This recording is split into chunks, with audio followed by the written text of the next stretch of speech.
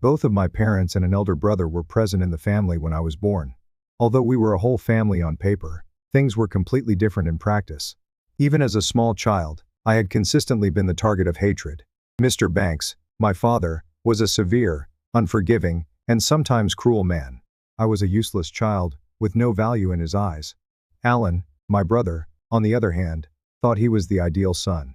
He was muscular, intelligent, and above all a perfect duplicate of mother, Miss S. Irene, my mother, was too frail to defend me, but she wasn't a harsh person. Whenever someone reprimanded or made fun of me, she would simply sigh softly, occasionally uttering a weak, "That's enough," but nothing changed. I grew up alone in my own family, surrounded by icy indifference. I used to believe that they were still my family no matter what. However, I never thought they would grow so callous as to desert me like a stranger one day. I turned 22 in that year. My father kept telling me that I should be thankful for my position at his home goods store. So I worked there instead of attending college, since he thought it was a waste of money. Mr. Banks once declared that the entire family would travel to Colorado to attend my uncle's wedding. There was nothing I could do but comply. But I wished I had stayed home after only a few days of the vacation. My father and Alan only made harsh jokes during the whole automobile ride. For their own entertainment, they made fun of me, teased me, and even attempted to spill food on me. As usual, my mother said nothing. On the third day, we made a break at a barren rest area in Colorado. It was small, hardly more than a building with restrooms and a couple of vending machines. Since my phone and wallet were still charging in the car, I left them behind and went out to use the restroom. The automobile was gone when I went back outside. At first, I thought they were deceiving me by concealing the car in a different location for a brief moment. However, an hour later, then too, I came to the terrible realization that they had truly deserted me. I had only the clothing on my back and what remained of my dignity: no phone, no money. I briefly thought about asking someone to lend me a phone so I could make a call home. However, I suddenly recalled Alan's derisive laughter. He's probably crying uncontrollably right now. And what my father said: he'll find his way back if he's not as stupid as he seems. I realized then that I didn't have to return. I borrowed a phone from a generous stranger in order to look for assistance from a homeless support center in Grand Junction, which is around 40 miles away. Rather than to call my family, I informed the woman that my family had to leave due to an emergency, but they would pick me up later. She consented to drive me into town, so I guess I didn't look too dangerous. I slept at the shelter that night, without money and without a name. But I chose to start afresh rather than give up. I started job hunting the following day, and was fortunate enough to land a position as a dishwasher at a tiny cafe. Miss S. Geraldine, the proprietor, was an elderly woman with tattooed arms and rose-colored hair. When I informed her that I had neither money nor identity, she only gave me a quick look and said, "If you steal from me, you're out. Otherwise, start working." In an instant, I began my new life. I slept on a shabby bed at the shelter while working from dawn to night. I organized my files, acquired a cheap phone, saved every dime, and gradually started over. My telephone rang a week later. My mom was the one. The woman cried as she said they had searched everywhere for me and would never leave me. In the background, my father was yelling at me to stop this childish game and return home right away. Silently, I answered, "You wanted to check on my ability to look after myself? All right. Observe me." After that, I hung up and blocked all of my family's numbers. After 15 years, my life changed. I started a little restaurant and created a loving family with 2 kids and a lovely wife. I had stopped thinking about my former family until they came to my restaurant one day. My mother was exhausted. Alan looked like a failure, and my father was now elderly and weak. They didn't come to see how I was doing. They came to get money. They talked about familial ties and how I might support them, and I listened. Upon their eventual cessation of conversation, I stealthily entered my office, removed an envelope, and gave it to my father. Within was a check for the precise amount of a 15-year-old bus ticket from Grand Junction back home.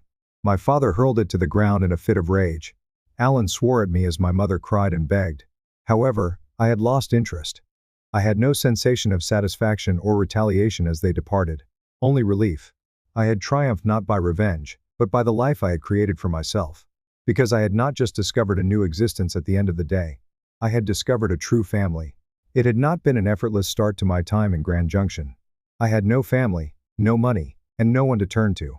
But I never let myself break, no matter how difficult things became. The first place I felt somewhat stable was Geraldine's Diner. Cleaning and dishwashing were tiresome tasks, but at least I had a place to sleep and eat. Despite her stern exterior, Miss S. Geraldine had a really compassionate heart. I don't care where you're from as long as you put in the effort. Get lost. Though, if you take from me or are sluggish. I knew she was giving me an opportunity, and I didn't want to blow it. I put in a lot of overtime during the day. I looked up information online at night on how to obtain a new identity, how to find positions that paid well, and even online courses that would help me improve my future. My relatives called me for the first time a week later. They never meant to abandon me, my mother sobbed. My father yelled at me to come home and quit being like a child. What about Alan? He merely chuckled. Are you still upset over that small joke? Salvador, get over it. I said very little. Just a single, brief sentence. You wanted to check my independence? All right. Observe me. After that, I hung up, blocked their phones, and carried on with my new life. Over the course of the following year, I changed who I was. I started out only knowing how to wash dishes, but I eventually advanced to assistant chef after learning how to cook, serve clients, and handle inventory. Geraldine didn't usually provide praise, but one day she put a cookbook in front of me. You're in capable hands. Try taking up baking. Someone had faith in me for the first time in my life. I had saved up enough cash after 2 years of employment to rent a modest flat above a laundromat. It was small and unadorned, but it was the first place I felt safe enough to call home. I realized that I needed more than simply culinary abilities if I wanted a professional career, so I started taking online courses in restaurant management and the food industry. As time went on, I gradually created a life I had never dreamed of. 5 years after my abandonment, I had a stable life. As the assistant manager, I continued to work at Geraldine's Diner, now responsible for staff supervision and menu development. My former family was gradually disintegrating in the meantime. I was aware of this, because I had been surreptitiously monitoring them on social media, not because they contacted me. After his store failed, my father would frequently scream on forums about how the market was unfair. After becoming unwell, my mother had to depend on family members for assistance. Alan developed an alcohol problem and was arrested for driving while intoxicated. Geraldine came in one day and set a phone on the table while I was taking inventory. Someone is trying to find you. I looked at the display. A message from a Facebook account you're not familiar with. Salvador, this is Uncle Rick. Your mother is very worried, and your father has been asking about you. Are you okay? I didn't respond. All I felt was emptiness. They wanted to find me after neglecting me for years. However, I was aware that they were seeking me for a purpose, rather than out of love. 10 further years passed. The youngster who had been left on the side of the road was no longer me. Kendra, a young doctor I met in the diner, was my wife. A son and a daughter were born to us. The diner was no longer where I worked. In honor of Geraldine, the woman who had supported me in my early years, I had built my own eatery, Sonny's East. Then they arrived one day. I was reviewing the books when one of my staff members entered. An elderly man is present. He wants to see you and claims to be your father. I went outside. 3 strangers, my mother, father, and Alan, were in front of me. They were shabbier and older. However, they remained the same individuals. My dad was the first to speak. You made it, son. Isn't it time to assist your family now? They were in need of cash. Alan was unemployed. The house faced repossession, and the store had shut down. They had not come to offer an apology. They had come for my help in saving their lives. I remained silent. I entered, took out an envelope, and gave it to my dad. He froze when he opened it. A check for the precise amount of a bus ticket from Grand Junction back home, 15 years prior, was inside. I answered softly. You should have used this money to bring me home all those years ago. Alan cursed at me, my mother cried, and my father was incensed, but I just stared at them, unfazed. I had triumphed not by seeking retribution, but by the life I had created for myself. I didn't hear from them again after that day. I was aware that there would never be another chance. Even though I didn't like their pain, I stopped caring.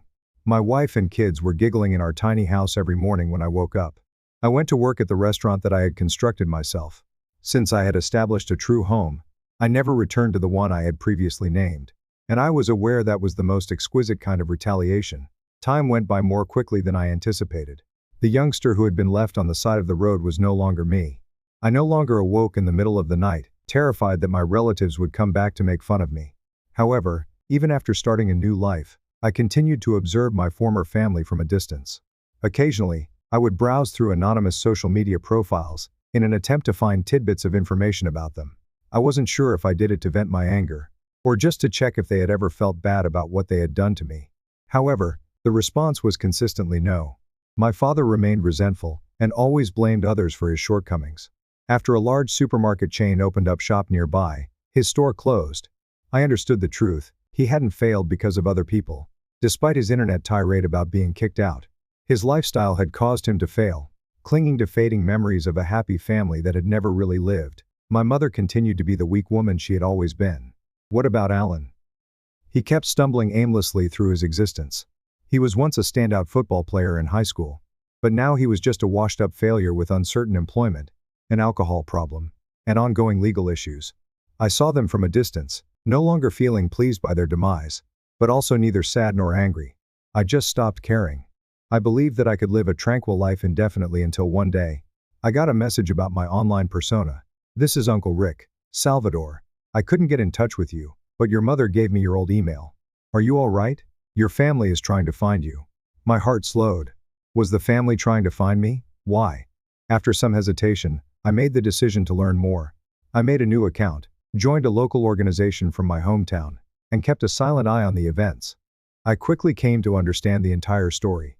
Due to his lack of insurance, my father was unable to pay for treatment for his heart condition. Due to mortgage debt, their previous home had been repossessed. I wasn't shocked because Alan was still in deep financial difficulty, and my mother needed knee surgery but couldn't afford it. I was unharmed. I was simply relieved. Uncle Rick's message went unanswered by me. However, it didn't stop there. When I was working at the restaurant 3 days later, one of the staff members entered and said, "An elderly man is requesting you. He claims to be your father." I went cold. I had anticipated this day. I had been ready for it. But even now that it was truly happening, I couldn't shake the uneasy feeling. They had located me. I inhaled deeply, composed my face, and went outdoors. The 3 people I used to call family were standing in front of me. My dad is much weaker than he was. My mom continued to cry, acting as if she had never been at fault for this situation. And Alan, with deep wrinkles carved into his face, appeared just like a washed-up failure. My dad was the first to speak. "Salvador, I know you've done well, son. Can you now lend a hand to your family?" I chuckled. I was hoping for an apology. At the very least, I was hoping for some indication of regret. However, their purpose was not to make amends. They needed money, which is why they were here. I looked directly at them while crossing my arms. "Assist the family? Could you assist the family in a manner similar to how you assisted me in the past?" My mom started crying. My dad's voice grew stern. "You useless brat. When did you start being so self-centered?" I went silently inside my office, got out an envelope, and gave it to my dad. He pulled it open. Within was a check for the precise amount of a 15-year-old bus ticket from Grand Junction back home. "You ought to have used this sum of money to bring me home. I'm returning it to you today." The air was silent. Alan frowned angrily. My mother attempted to speak but was unsuccessful, and my father's cheeks flushed. Ultimately, he threw the check to the ground and yelled, "You are an unappreciative jerk. This is something you will regret." All I did was smile, move forward, take the check, put it in his jacket pocket, and walk away. I never saw them again after that. I didn't feel angry or hurt. Only relief. I permanently removed them from my life. My wife, Kendra, held me when I got home and gently inquired, "Are you all right?" I gave a nod. After putting my kids to bed that evening, I went outside into the backyard and gazed up at the night sky. I was now really free. Memories of the past no longer plagued me. I am no longer burdened with the need to persuade others. I never went back to my former residence. I created a brand new family, and that was my life's biggest triumph. I believed that I would be able to move on from the past after the day my parents and Alan left my restaurant. However, things weren't always that easy. I still frequently woke up in the middle of the night to stare at the ceiling and remember bygone times. The recollections of humiliation and disdain were still quite clear. However, this time, I felt something other than pain and harmony. I realized that by leading a better life, rather than seeking retribution, I had triumphed. I had my own little family. My wife, Kendra, who genuinely loved me. Ellie and Marcus, 2 kids, are growing up in a loving household. I managed my restaurant chain, had a steady job, and most importantly, I was no longer surrounded by people who used to make fun of me. I had created a life that I didn't believe I deserved.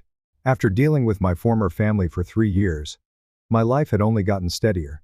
Sonny's East, my first restaurant, was doing so well that I decided to create a second one. After retiring, Geraldine, the woman who had saved my life, continued to visit occasionally, always bearing sage counsel and occasionally a fresh apple pie. which she proudly referred to as her secret recipe. A notice appeared on my phone one day when I was going through the books in my workplace. Your LinkedIn profile has been viewed 27 times in a single day. I scowled. Who would act in that way? I clicked on the viewers list. Alan. He was observing me. I made an effort to ignore it, but the terrible sensation persisted. A few days later, Maya, one of my servers, entered the room with an uncomfortable expression on her face while I was assisting the staff with organizing the stockroom. Someone is here to visit you, Salvador. 3 individuals. My heart began to beat slowly. My mother, father, and Alan were waiting for me at the door. However, they were no longer standing with the same haughtiness as before. They seemed exhausted. My father seemed much older, his eyes had gone dull, and his hair was nearly all gray. My mother looked emaciated and weak. And Alan, he appeared to be a broken guy who had lost the cockiness I had known. I just crossed my arms and stared at them without saying anything. My dad was the first to speak. Salvador, son. May we speak? I didn't say no or say no. To let them know they might follow if they so desired, I just turned and walked back into the restaurant. In the corner, we sat at an unoccupied table. My father didn't bother to conceal the truth this time. He was direct and to the point. The family is having difficulties. Alan is unemployed, your mother has surgery, and the store has closed. We require assistance. I laughed a little dryly. So you came to me for money, after everything? My mom broke down in tears. That was all she ever did, as usual. My father's voice remained solid, but his eyes trembled a little. You know, family members should support one another in trying times. After a long period of staring at them, I spoke slowly. Have any of you ever offered me assistance? Quiet. I went on. Tell me, how did you feel when you abandoned me on the side of the road? Have any of you ever experienced guilt? Has anyone considered returning to look for me? My dad didn't respond. My mother's eyes were filled with tears as she gazed at me. Unable to look me in the eye, Alan gazed down at the table. At last, I got up, went inside my office, and came back carrying an envelope. I set it down in front of my dad. He pulled it open. Within was a check for the precise amount of a 15-year-old bus ticket from Grand Junction back home. Back then, you ought to have used this money to bring me home. The room was silent. Then, in a fit of rage, my father banged his hand on the table. You are an unappreciative jerk. This is how you pay us back for everything this family has done for you? I remained silent. I just got to my feet, turned around, and left. I no longer had them in my life. I never heard from them again after that day. I had anticipated feeling victorious and content, as I saw those who had formerly denigrated me now pleading for my assistance. However, I didn't. All I could feel was relief. After putting my kids to bed that evening, I went outside into the backyard and gazed up at the night sky. Finally, I had total freedom. Memories of the past no longer plague me. I am no longer burdened with the need to persuade others. I never went back to where I used to call home. I had constructed a genuine one. I felt lighter than ever after that last meeting with my former family. I was no longer angry or resentful. I stopped waiting for an unattainable apology. I had really moved on. I went back to my life, with my expanding business and my tiny family. My greatest support system has been my wife, Kendra, who has been there for me through everything. Ellie and Marcus, my children, were growing up in a loving family, free from the hurt I had experienced and free from unfairness and insults. I played with them, spent time with them, and listened to their naive childhood tales, which I had never had the opportunity to hear myself. I stopped thinking about my former family. However, the past can occasionally find a way to return. My phone started buzzing constantly 3 years later when I was finishing up the books at the restaurant on a calm evening. I took it in my hands and examined the screen. 27 LinkedIn alerts. In a single day, my profile was viewed 27 times. I felt a weird uneasiness creep over me. I froze when I saw the first name that came up in the list of spectators. Alan. He had located me. I put my phone down, attempting to ignore it. However, the uneasiness persisted. My intuition had always been correct. 3 days later, at noon, Maya, one of my servers, entered the room with a tight expression on her face while I was assisting the staff with inventory. Salvador, an elderly man, is requesting your presence. He claims to be your father. I went cold. I had assumed I wouldn't see them again after that. However, I was mistaken. My mother, father, and Alan were waiting for me when I went outside. Compared to previously, they appeared much older and more worn down. My mother's eyes were still full of sorrow. My father was emaciated. And Alan, he looked like a guy who had lost everything. I just crossed my arms and stared at them without saying anything. First to speak, my father's voice was more tremulous than usual. Salvador, may we speak? I didn't say no, or say no. I told them they could follow if they wanted to. And I just turned and walked back into the restaurant. In the corner, we sat at an unoccupied table. This time, my father didn't try to be kind. He was direct and to the point. The family is having difficulties. Alan is unemployed, your mother has surgery, and the store is closed. We require assistance. I laughed, but it was a laugh devoid of all humor. So you came to me for money, after everything? My mom broke down in tears. My father's voice remained solid, but his eyes trembled a little. You know, family members should support one another in trying times. After a long period of staring at them, I spoke slowly. Have any of you ever offered me assistance? Quiet. I went on. Tell me, how did you feel when you abandoned me on the side of the road? Have any of you ever experienced guilt? Has anyone considered returning to look for me? My dad didn't respond. My mother's eyes were filled with tears as she gazed at me. Unable to look me in the eye, Alan gazed down at the table. At last, I got up, went inside my office, and came back carrying an envelope. I set it down in front of my dad. He pulled it open. Within was a check for the precise amount of a 15-year-old bus ticket from Grand Junction back home. Back then, you ought to have used this money to bring me home. The room was silent. Then, in a fit of rage, my father banged his hand on the table. You are an unappreciative jerk. This is how you pay us back for everything this family has done for you? I remained silent. I just got to my feet, turned around, and left. I no longer had them in my life. I didn't hear from them again after that day. I had anticipated feeling victorious and gratified by seeing those who had denigrated me now pleading for my assistance. However, I didn't. All I could feel was relief. After putting my kids to bed that evening, I went outside into the backyard and gazed up at the night sky. Finally, I had total freedom. Memories of the past no longer plague me. I am no longer burdened with the need to persuade others. I never went back to where I used to call home. I had constructed a genuine one. Retaliation is not the path to happiness. Living your life without ever having to look back is what it means to be happy. Even though they are biological relatives, some people are not family. And some give you a true home, even if they are unconnected. I didn't realize that for 15 years.